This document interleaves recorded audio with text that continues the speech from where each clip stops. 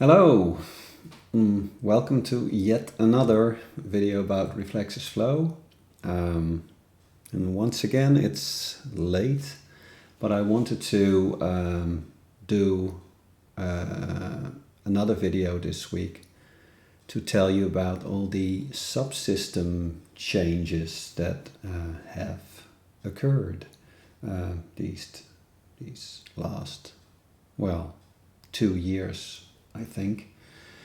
And so first of all, when I'm talking about subsystems, what is it that I actually mean? And one thing you need to keep in mind is that what we call Reflexis Flow is actually our model-driven web application platform. So you can model a web application, so you build flows that hold steps, that hold parts, and parts in turn can call library scripts.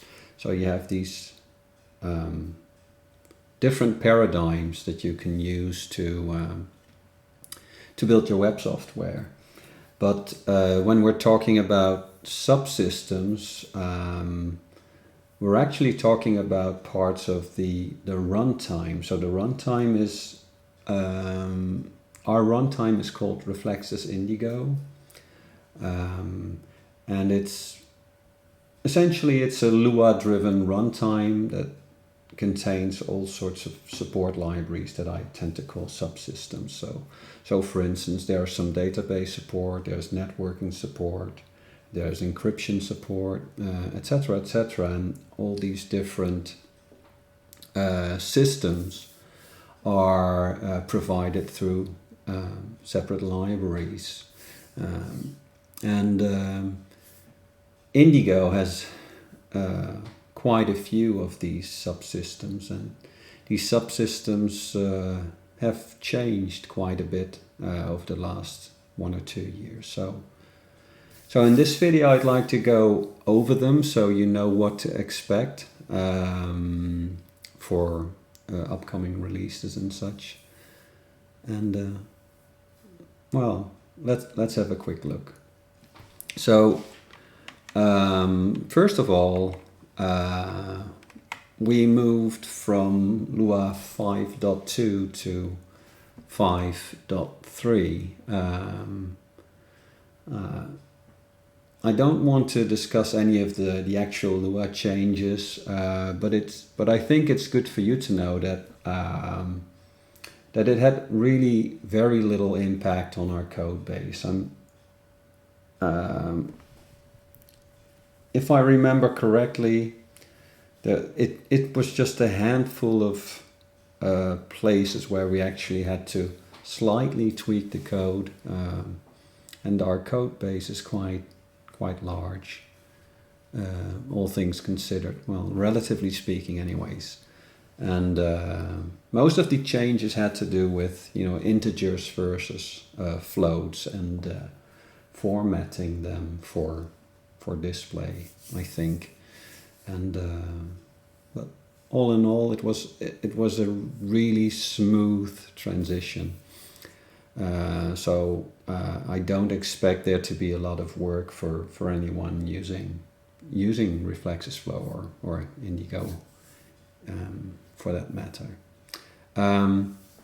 So since Lua 5.4 was released, we're sort of considering when we should move. We're thinking about it, but I know that the Lua team is still busy dealing with a few things. So there has already been a 5.4.1 sub-release. I think they're working on 5.4.2. So it might be good to wait a little bit and see how things stabilize and how things work out.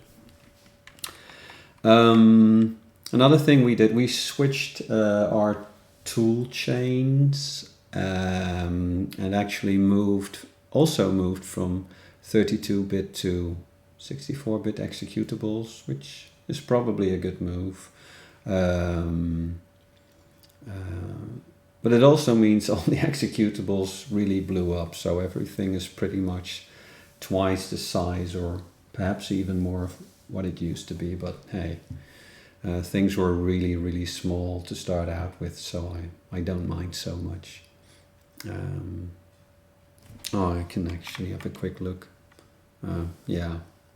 So the original Indigo executable before the move to 64-bit was, I think, around 1 megabyte.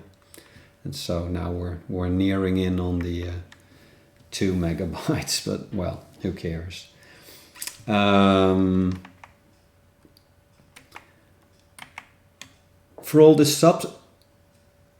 all the older versions of Indigo, and before that the runtime was called Blue Moon, all the subsystems were available as global tables holding, all the public methods.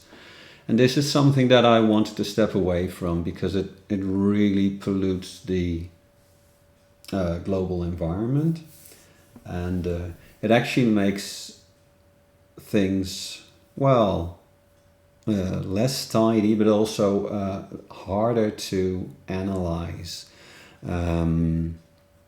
That's why we sort of stepped away from putting all these subsystem tables into the global environment, and actually said, well, subsystems need to be required from now on. So if you want to use SQLite, you have to go.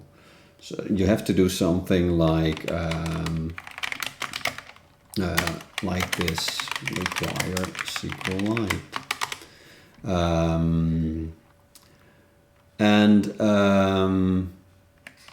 So it's a fairly small change, but it's something that you need to be aware of. Obviously, we've already upgraded all our libraries, so all the parts, all the libraries that were impacted, everything has been migrated already. So with a little luck, you'll notice very little of these changes. But I'm still really glad that we've made a move. The subsystems themselves have been refreshed quite a bit. So I wanted to go over all the subsystems that have been changed. LuaSocket, for instance, has been refreshed. Unfortunately, it doesn't look like LuaSocket is really still actively under development. I think Diego, the author of LuaSocket, sort of stepped away from it a bit, but it's still being used by many, and by us as well. It's just a shame that it's not, actively being developed. But well, anyways, so we've upgraded from, I think, 2.2 to 3.0, and like it says here, release candidate 1, but it has been release candidate 1 for years now. So that's somewhat unfortunate. LuaSocket has some support scripts that used to be that we used to keep in the lib/net folder, and we sort of moved that to lib/socket. So if you require any of the LuaSocket support scripts, you need to adapt. Something that I've done, the original, or not the original, but the previous version of LuaSocket that we had didn't have any support for CRAM MD5 authentication, which at the time was quite widely used and a nice way to not send any SMTP passwords in plain text. So we have re-added that to 3.0, but it's not that widely used anymore, because the world moved on and is now usually sending email over secure sockets. And unfortunately, there was no, and still is no, support for sending SMTP over secure socket. So that's something that we've added as well. So I think the system that's most often used is Start TLS, and well, we've added that, I think, last summer or earlier, and that's something that you have available. Something that we've added as well is LuaSec. LuaSec is an SSL binding for OpenSSL, and well, it really works quite nicely with LuaSocket. So this combination is something that you might find useful, especially if you're dealing with have to deal with certificates and such. We've kept the old secure socket support in. One of the main reasons was that some of our production systems still use it, and it's still working really well. So that's still available, and you can access it using this by requiring this subsystem here.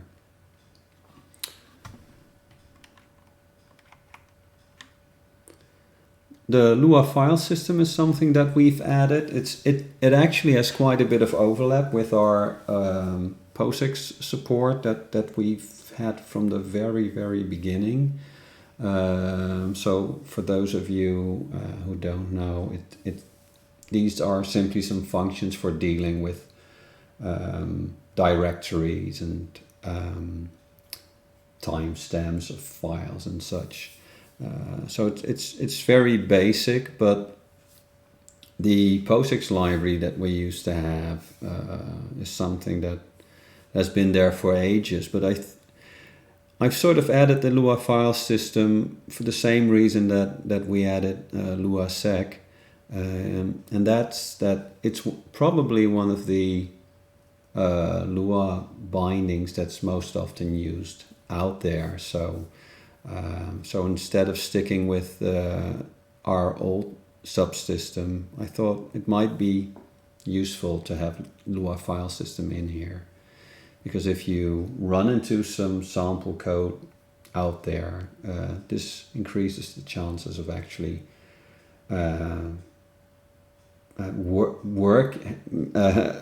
being able to work on our runtime. So I'll probably remove the POSIX support at some point, but I still need to analyze the actual overlap. So I want to merge them so we don't lose stuff. That's the reason why. So I've also added Salt. So this is actually pronounced Salt. Salt is a cryptographic library, and we've added the tiny version, the tweet version of Salt,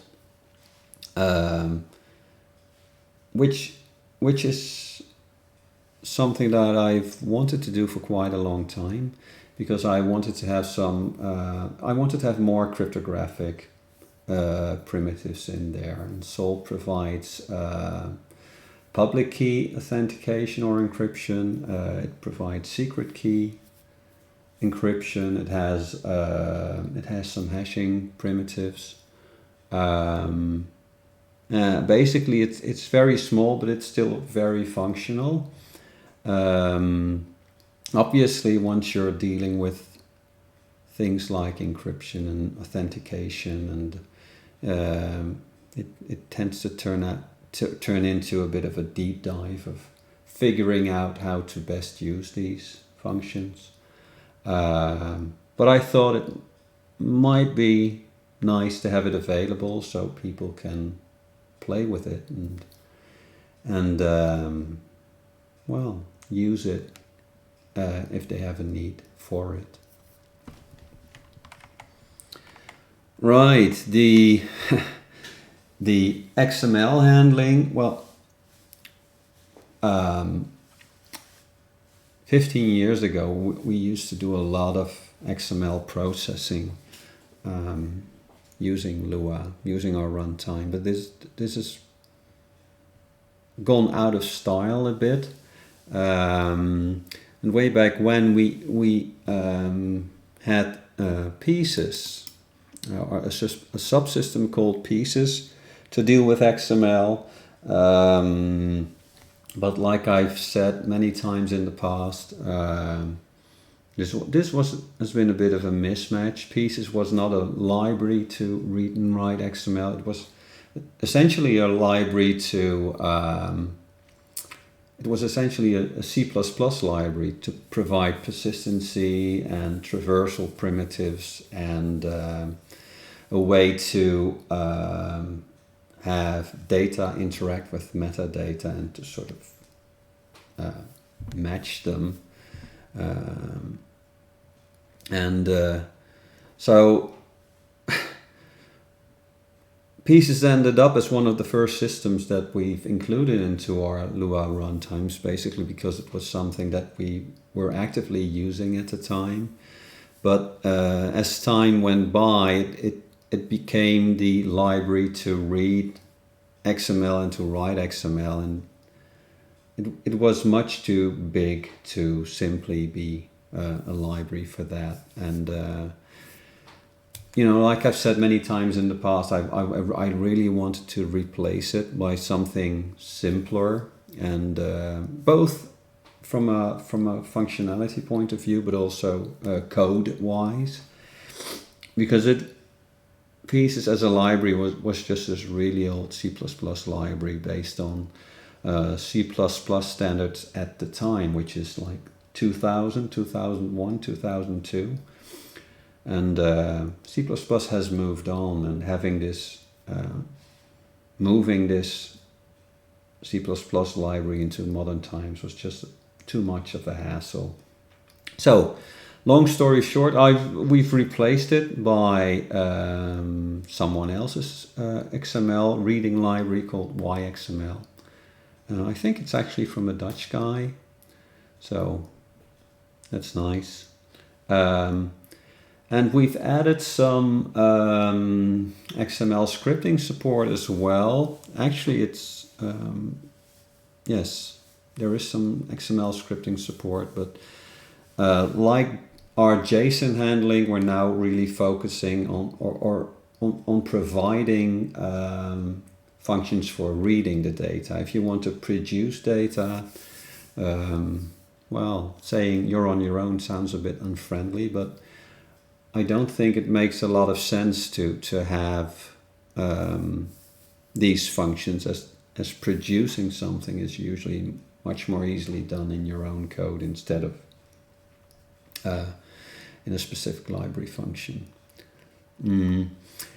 Anyway, I realized that there is in our web services, we do have some helper functions in our web services code, and I think there is some old Pieces code still in there, which won't work anymore.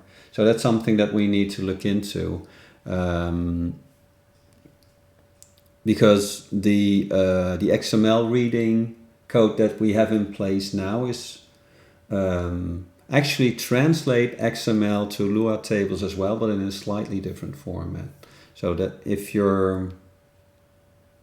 once you move to the new runtime, that's something you'll have to deal with. But I think that the new format, the new Lua table format, makes much more sense. So it'll probably be an easy change.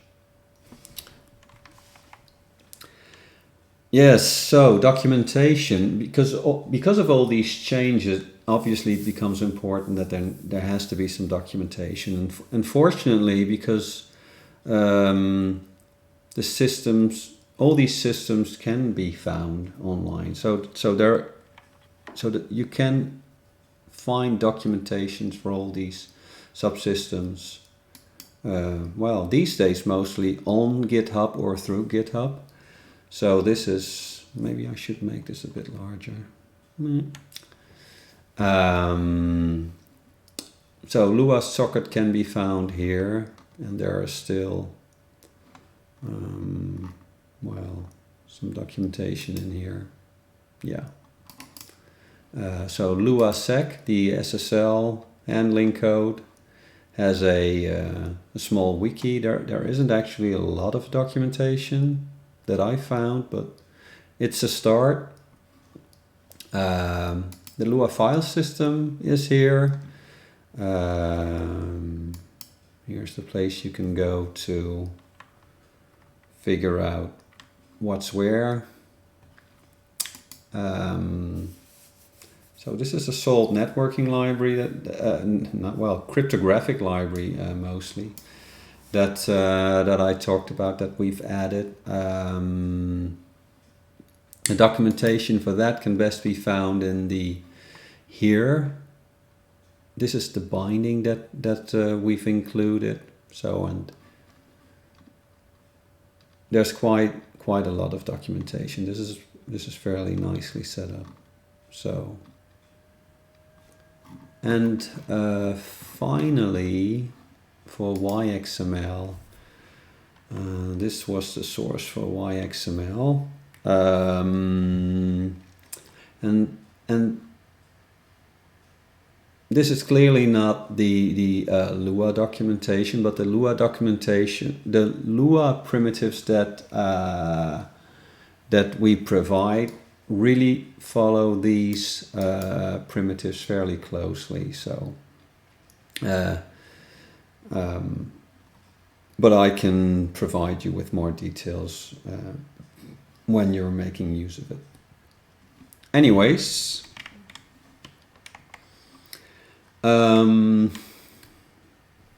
Yeah, so this is something that we've done as well.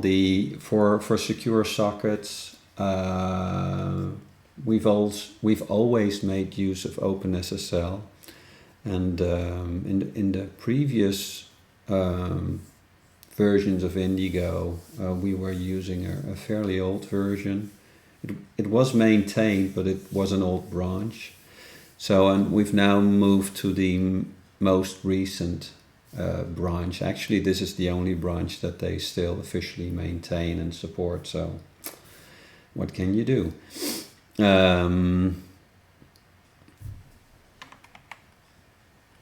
And, well, this is probably a good point to make.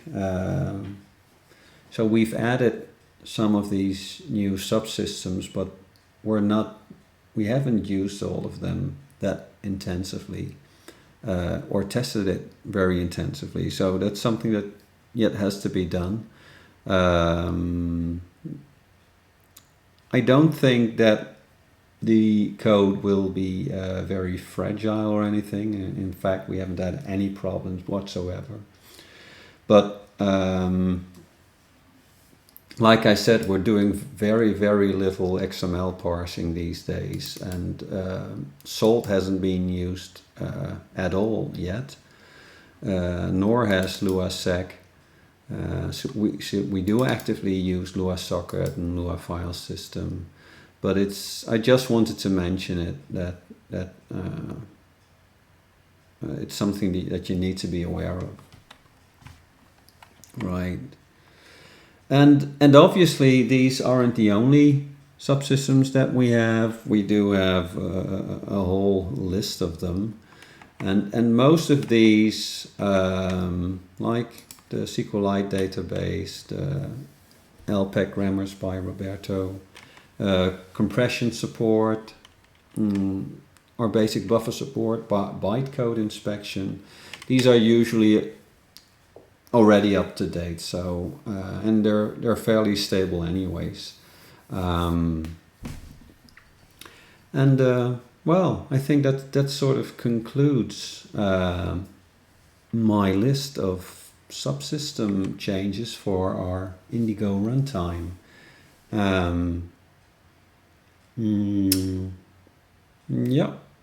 Yeah, this should be it. So I hope you've enjoyed this little presentation. This will probably be the last video I do this week. There are still some videos left. And So we should have these up soon as well. So please look forward to them, and thank you for watching. Bye bye.